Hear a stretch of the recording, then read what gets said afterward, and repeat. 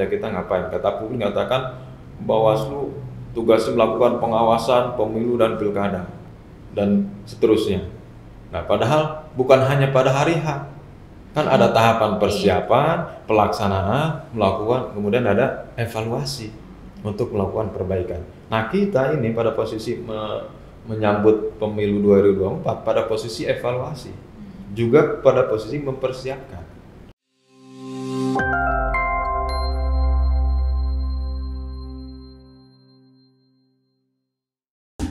Halo sahabat Bawaslu, apa kabar semua? Selamat datang di podcast Bawaslu Provinsi Banten. Selalu ada cerita di balik demokrasi.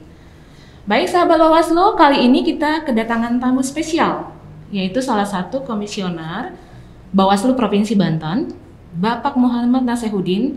Beliau adalah Koordif Sumber Daya Manusia di Bawaslu Provinsi Banten. Selamat datang Bapak, selamat siang. Selamat siang, alhamdulillah baik. Sehat ya Pak ya? Baik, Bapak Nasehuddin, kali ini kan kita ingin mendengarkan nih sedikit pengalaman pribadi Bapak di dunia kepemiluan Pak. Boleh bercerita sedikit Pak?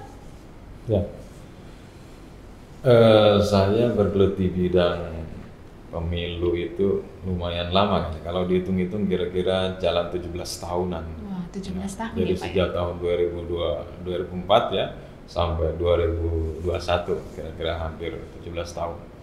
Jadi saya dimulai dari bawah malah, jadi ketua PPS tahun 2004 ya, pada pileg pilpres pertama.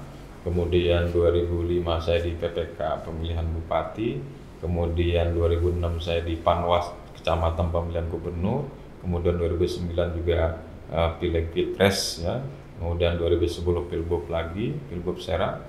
Kemudian 2011 saya di pemilihan gubernur Banten, kemudian itu di PPK ya, kemudian di tahun 2013 saya menjadi komisioner KPU Kabupaten Serang, kemudian tahun 2014 tepatnya saya terpilih menjadi ketua KPU Kabupaten Serang, dan saya nggak sadar waktu itu ternyata umur saya paling muda, 31 tahun ya, nggak nyangka gitu. Jadi saya berkarir di dunia kepemiluan, kemudian iseng-iseng tanya daftar kabupaten kota, akhirnya mungkin nasib takdir ada di situ, dan kemudian saya mendaftarkan di Bawaslu Provinsi Banten di tahap pertama ya, waktu itu masih komisioner 3. Tahun 2017 saya ikut kontestasi sampai 6 besar, kemudian tidak terpilih. Kemudian di gelombang kedua saya ikut karena ada penambahan komisioner, dan akhirnya saya bisa duduk di sini di Bawaslu Provinsi Banten. Panjang sekali ya Pak perjuangannya ya Pak ya? Perjalanannya Pak. Pengalaman yang sungguh mengagumkan ya, karena tidak semua orang punya pengalaman yang wow itu ya, dari bawah gitu ya, sampai hingga sekarang menjadi koordinator divisi SDM di Bawaslu Provinsi Banten ya Pak ya? Alhamdulillah. Baik, terima kasih Pak. Nah, Bapak kan saat ini menjabat atau menduduki divisi sumber daya manusia di Bawaslu Provinsi Banten, yang tentunya ini berkaitan dengan SDM ya Pak ya? Ya. Bisa dikatakan kalau di Provinsi Banten ini, di Bawaslu Provinsi Banten khususnya, Bapak lah paling tinggi di jajaran SDM-nya seperti itu ya. Nah, berkaitan dengan sumber daya manusia, kalau kita ikutin kan podcast Bawaslu Provinsi Banten yang sebelumnya nih Pak, tentu kita tahu bahwasanya saat ini Provinsi Banten sedang menerapkan sistem kerja piket, di mana seharusnya sih kerja 100% dari rumah, tapi ada kebijakan untuk piket, artinya mayoritas pegawai itu bekerja dari rumah. Apa ada kendala Pak yang muncul saat pelaksanaan WFH ini? Adakah bentuk pengawasan terhadap SDM-nya untuk yang bekerja di rumah seperti itu Pak? Ya, terhadap kerja atau kebijakan WFH ini tentu pasti ada kendala karena berbeda kerja secara langsung dan tidak langsung ya. WFH dengan WFO. Iya. Misalkan kalau kerja di rumah kita memberikan arahan kepada jajaran kita, tentu ada kendala, apakah komunikasi ataupun apa yang kita sampaikan belum tentu diterima 100% oleh mereka, itu kendalanya. Kemudian kalau kerja di rumah itu biasanya diganggu anak, keluarga, macam-macam lah ya. Iya, betul sekali. Sehingga tidak efektif pekerjaannya. Kemudian juga kalau kerja WFH itu karena tidak diawasi secara langsung, biasanya tidak termotivasi, abai atau hanya ya sekedar menggugurkan kewajiban. Nah ini juga bagian daripada kendala WFH. Namun kita tidak putus asa terhadap kebijakan WFH ini. Masih banyak inovasi karena WFH ini adalah adanya kebijakan WFH ini adalah mendorong otak kita untuk berpikir bagaimana seefektif mungkin kerja-kerja kelembagaan tetap berjalan. Di antaranya yang harus kita lakukan adalah kalau adanya kebijakan WFH berarti terhadap rencana kegiatan yang sudah kita lakukan kita harus ada target capaian kapan bisa selesai.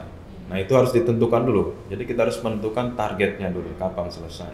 Nah yang kedua, setelah targetnya selesai, setelah targetnya sudah kita tentukan, maka kita berikan penugasan secara langsung kepada SDM kita.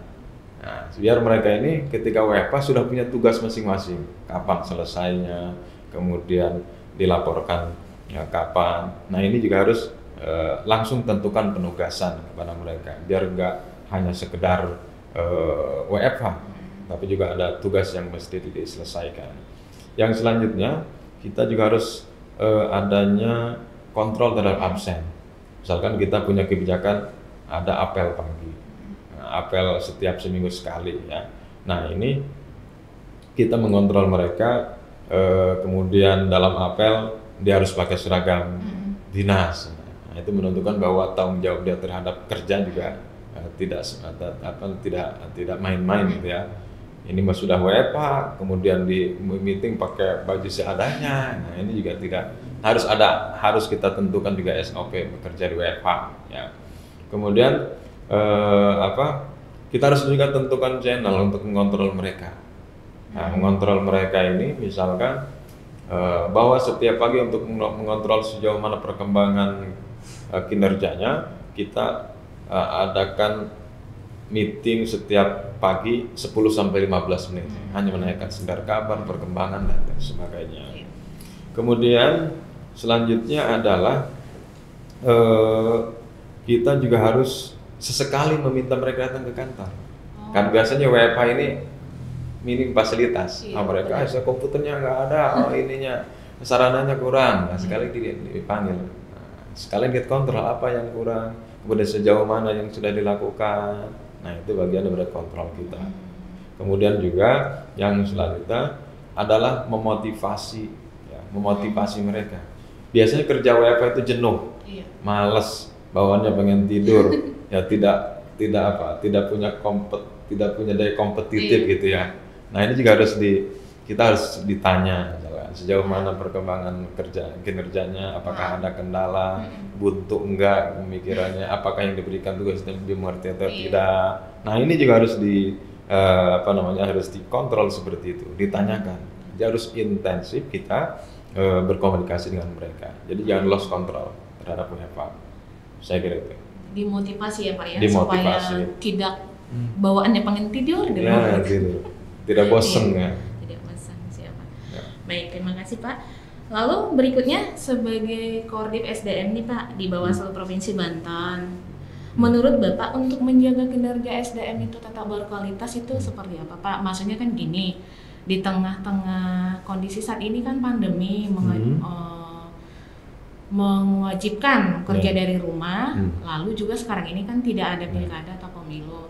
Nah kan sebelumnya kita tahu, sebelum pandemi aja nih tidak ada pemilu, masyarakat mempertanyakan kerjaan Bawaslu apa sih, kan gitu ya. Walaupun masuk kantor ngapain sih, kerjanya apa? Nah ditambah sekarang kerja dari rumah seperti itu. Jadi maksud saya apa aja kiat-kiat atau langkah yang diambil selama PPKM agar kita di rumah itu atau pegawai atau SDM yang berada di rumah tetap produktif seperti itu Pak? Ya. Nah ini juga pertama kita harus tetapkan mindset ya. WFH dengan WFO itu pada prinsipnya sama, cuma beda tempat saja ya. Iya. Jangan sampai WFH benar-benar libur. Nah ini juga bahwa WFH ini kerjaan kantor diselesaikan di rumah. Nah ini mindsetnya harus dibawa ke situ dulu. Yang kedua, kita sebagai lembaga atau SDM yang bekerja di sebuah lembaga tentu kita punya tanggung jawab. Nah, kita harus berintrospeksi dulu terhadap tupoksi kita ngapain sih, nah, kerja kita ngapain. Kata publik mengatakan Bawaslu tugasnya melakukan pengawasan pemilu dan pilkada dan seterusnya. Nah, padahal bukan hanya pada hari H, kan ada tahapan persiapan, pelaksanaan, melakukan, kemudian ada evaluasi untuk melakukan perbaikan. Nah, kita ini pada posisi menyambut pemilu 2024 pada posisi evaluasi, juga pada posisi mempersiapkan. Ya, evaluasi terhadap kerja-kerja kita yang dilakukan pada pemilu sebelumnya atau pilkada sebelumnya ini menjadi batu loncatan, menjadi refleksi untuk melakukan hal-hal yang lebih baik. Oleh karenanya agar tetap produktif, ya, atau agar kita tetap berkualitas bekerja, maka terhadap kerja-kerja kita itu dilakukan evaluasi, kemudian evaluasi itu bisa berbagai bentuk nanti outputnya. Kalau di Bawaslu Provinsi Banten khususnya di bidang SDM ini saya punya program namanya Bawaslu Menulis. Nah, bisa saja itu stimulusnya ataupun pendorongnya untuk menulis itu dari apa yang sudah dilakukan, baik di divisi SDM, pengawasan, penanganan pelanggaran, penyelesaian sengketa, hukum dan lain sebagainya. Yang mereka nanti menulis dan hasil tulisan ini nanti dijadikan sebuah buku. Produknya adalah buku. Dan saya kasih judul Bawaslu Menulis. Ya, seluruh SDM di Bawaslu Provinsi Banten atau se-Banten ini, komisionernya dulu kita tekan komisioner untuk menulis. Ya, sehingga kita juga sesuai atau searah dengan misi Bawaslu, diantaranya adalah menjadi pusat, Bawaslu menjadi pusat pembelajaran baik internal maupun eksternal yang berkaitan dengan pemilu dan demokrasi. Itu ya, jadi kita arahkan mereka punya program unggulan. Berarti saat ini ada program SDM ya, program unggulan namanya Bawaslu Menulis ya Pak ya. Sudah berlangsung berapa lama Pak? Ini sejak kebijakan WFH aja, makanya kan ya? kita muter nih apa yang kira-kira mereka tetap aktif, produktif, kemudian juga mengasah kualitasnya. Baik Pak, terkait Bawaslu Menulis ini, kalau untuk pesertanya yang diwajibkan untuk saat ini Pak untuk menulis atau menghasilkan sebuah artikel atau karya ilmiah, itu siapa aja Pak? Sementara ini kebijakan kita di tingkat komisionernya, level komisioner kita wajibkan untuk menulis. Ya. Tanpa terkecuali ya Pak ya? Tanpa terkecuali, komisioner kabupaten kota dan juga diminta komisioner provinsi. Ya. Baik. Masih terkait dengan program Bawaslu Menulis ini Pak, ya kan semua diwajibkan nih, berarti kan komisioner itu ada divisi SDM, ada divisi Humas, seperti itu. Nah, mereka itu dibatasin nggak sih Pak menulis dengan topik sesuai dengan divisi mereka atau bebas aja Pak? Saya mencoba sefleksibel mungkin ya, mereka menulisnya biar tidak kaku, tapi lingkupnya dibatasi. Lingkupnya adalah pemilu dan demokrasi. Adapun mereka misalkan ada yang di divisi SDM, apakah mau menulis tentang SDM silakan, atau divisi SDM ngomongin tentang pengawasan, tentang hukum, bebas. Selama lingkupnya adalah pemilu dan demokrasi. Apakah di divisinya atau di luar divisinya, ya fleksibel saja. Apakah menceritakan pengalamannya, kemudian dikaitkan dengan secara teoretik dan lain sebagainya, silakan. Yang jelas bagaimana mendorong mereka untuk merefleksikan terhadap pengalaman, kemudian dinarasikan menjadi dideskripsikan menjadi sebuah karya ilmiah. Baik. Sungguh luar biasa ya Pak ya program ini ya. Nantinya kan kalau misalnya ini hasilnya menjadi sebuah buku. Berarti di dalam buku ini nanti mencakup semua tulisan yang dihasilkan dari selama PPKM ini ya Pak ya. Berarti sangat mendorong gitu ya, yang tadinya mungkin nggak ada niat atau yang tadinya tidak ada, saya nggak ada bakat lah untuk menulis gitu ya. Dengan program ini berarti diwajibkan gitu ya. Ya bisa jadi mungkin beberapa komisioner itu jadi terdorong gitu, bukan menulis di program ini, tapi nanti kedepannya jadi wah bangga sekali ya, tulisan saya diterbitkan, nanti kedepannya jadi mungkin ketagihan kali Pak ya jadi menulis ya Pak ya. Jadi anggaplah kayak gini, kan di salah satu tugas Bawaslu itu adalah melakukan sosialisasi pendidikan politik terhadap masyarakat. Anggap saja ini pendidikannya secara tidak langsung. Kalau dulu kan sosialisasi ngumpulin orang, kita ngobrol, kita berikan arahan dan sebagainya. Nah sekarang kita tuangkan dalam sebuah buku. Nah nanti bukunya kita juga bisa diakses oleh publik. Ya kemudian kita simpan di pojok pengawasan, kemudian juga kita berikan kepada perpus daerah, perpus nasional.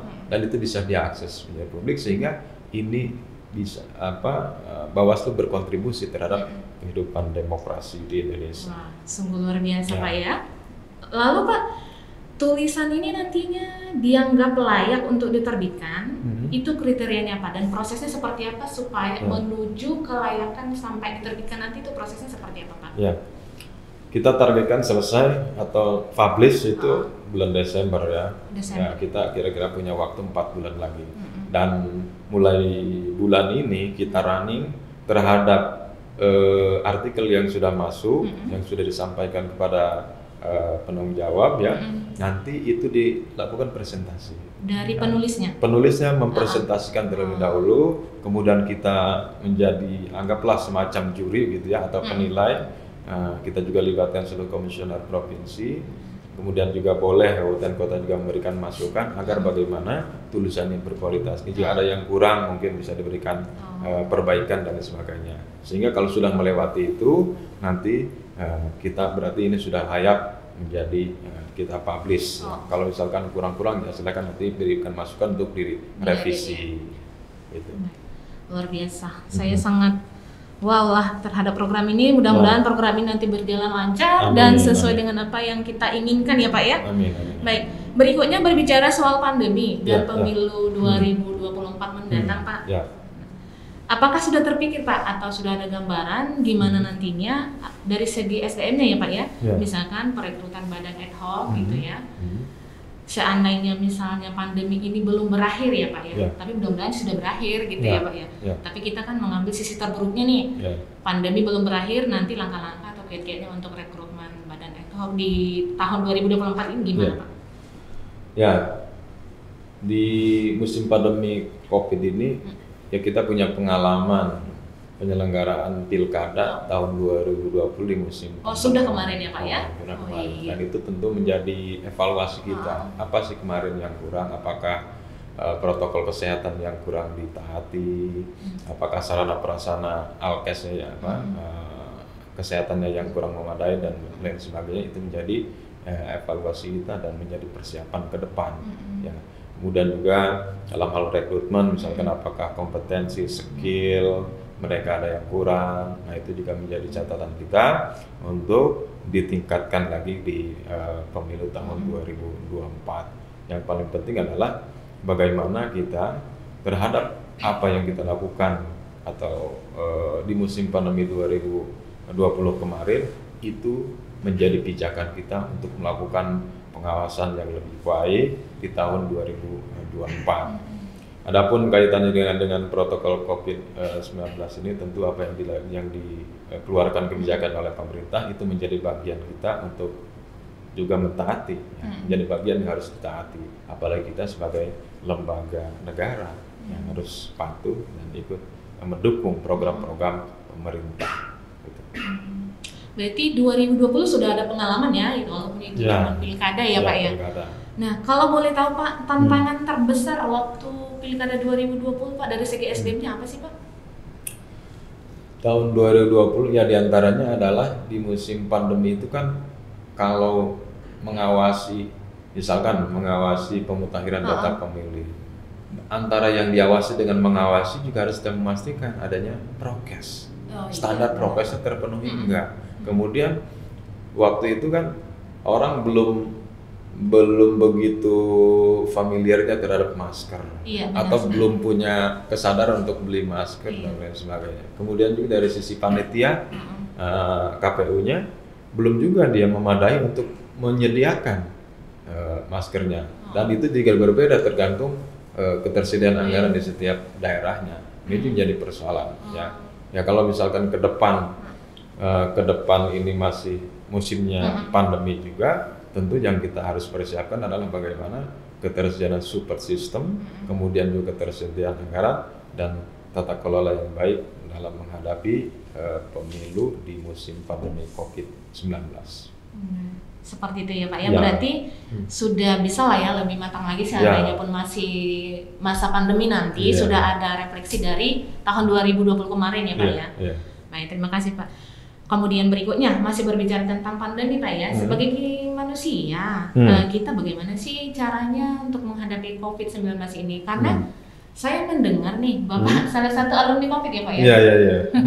Boleh cerita sedikit Pak pengalamannya ketika terpapar COVID-19 ini Pak? Ya kalau kaitannya dengan COVID-19 ini kan kita sering baca-baca artikel gejala-gejala COVID ini apa, panas, pilek, tidak punya indera penciuman, dan macam-macam. Nah kebetulan beberapa kriteria itu ada. Di antara saya panas, kemudian pilek, kemudian tidak punya indera penciuman, kadang ngap ya. Nah ini juga menjadi kekhawatiran. Tapi yang langkah yang harus kita lakukan terhadap posisi itu, kita harus periksakan kepada ahlinya kan. Kita periksa ke dokter, bila perlu kita PCR ataupun antigen ya, di swab lah ya, untuk memastikan apa kondisi kita itu kondisi COVID atau bukan. Dan ternyata saya dengan driver saya periksakan ya, saya periksakan ternyata hasilnya positif ya. Nah tentu setiap orang menghadapinya berbeda, ada yang kaget, bagaimana ini nanti, atau apa fobia lah ya, sudah dibayang macam-macam.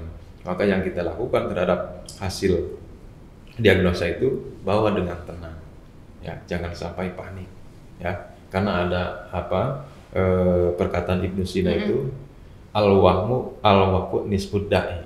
Jadi kepanikan, kekhawatiran itu bagian daripada penyakit. Ya kalau kita lagi sakit dibawa dipikirin aja malah nambah sakit, jadi ketambah ya. Kemudian wal itminanu nisfud dawa. Jadi ketenangan itu bagian daripada obat. Lawannya berarti. Ya, obat. Kemudian terhadap penyakit yang kita derita atau yang menimpa kita harus bawa dengan sabar. Karena kata Ibnu Sina, as-sabru bidayatus syifa. Karena kesabaran itu merupakan permulaan daripada pemulihan. Nah, itu yang harus kita pegang ya, harus kita tanamkan pada diri kita ketika kita mengalami penderitaan penyakit apapun, maksudnya penyakit apapun, bukan hanya COVID ya. Yang paling penting adalah tenang, sabar, ya, jangan panik. Iya, baik. Intinya jangan panik dan tetap lakukan pengobatan ya Pak. Betul ya. Jangan dibiarkan juga gitu, anggap sepele gitu ya Pak ya. Sesuai dengan gejala panas yang berikan obat panas, pilek yang obat pilek, dan tentu kita ikuti resep-resep dokter. Baik, terima kasih Pak. Yang terakhir nih Pak, saya ingin menanyakan pertanyaan yang terakhir. Pertanyaan pamungkas nih biasanya kalau yang terakhir ya Pak ya. Baik, menurut Bapak nih, setelah sekian lama, kurang lebih 17 tahun yang berkecimpung di dunia kepemiluan ya Pak ya, kalau menurut Bapak pribadi nih, demokrasi kita ini sudah mengarah ke arah yang lebih baik atau belum sih Pak? Ya, saya mengalami rezim pemilu ya. Pemilu itu kurang lebih 4 kali, rezim pemilihan gubernur, bupati 4 kali, kemudian pemilihan gubernur 3 kali. Kalau lihat dari mekanisme atau sistem penyelenggaraan, tentu dari waktu ke waktu mengalami perubahan, mengalami perbaikan. Ya misalkan dulu ada proporsional tertutup, sekarang terbuka. Kemudian akses publik tentang hasil hitung dulu susah, sekarang mudah bisa diakses. Kemudian partai dulu banyak, ya sekarang verifikasi mulai diperketat, ya, selektif. Kemudian penyelenggara dulu dari representasi partai, sekarang sudah independen. Jadi banyak mengalami kemajuan, ya. Namun terhadap kemajuan penyelenggaraan itu bukan berarti tidak ada evaluasi, tetap harus dilakukan evaluasi. Apalagi Indonesia sebagai negara yang berkembang masih mencari formulasi yang ideal dalam penyelenggaraan pemilu dan pilkada agar mendapatkan hasil yang lebih baik. Daripada prinsipnya kalau dari akses publik atau persepsi publik, pengetahuan tentang pemilu dan demokrasi jadi sudah semakin membaik.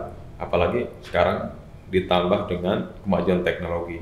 Ada WhatsApp yang mulai tahun 2012, orang sudah mulai sampai ke kampung-kampung kan sudah nyampe. Iya, benar. Dulu hanya menengah ke atas, sekarang tingkat level bawah pun sebenarnya sudah banyak informasi kaitan dengan pilkada. Itu menjadi bagian daripada kemajuan demokrasi di Indonesia.